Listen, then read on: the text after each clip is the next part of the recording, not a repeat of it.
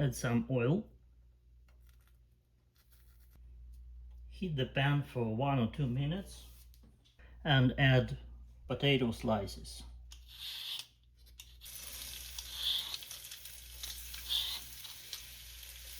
Now we fry it. Then we flip it to other side.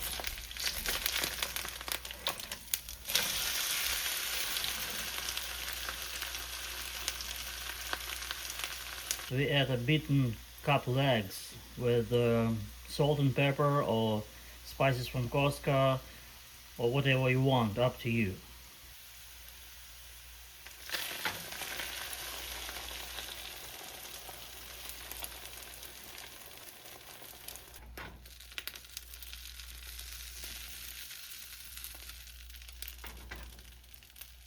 Meat slices.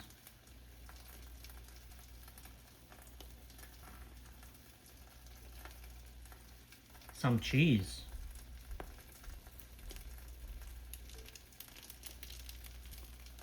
Mozzarella. And tomatoes. Fold it.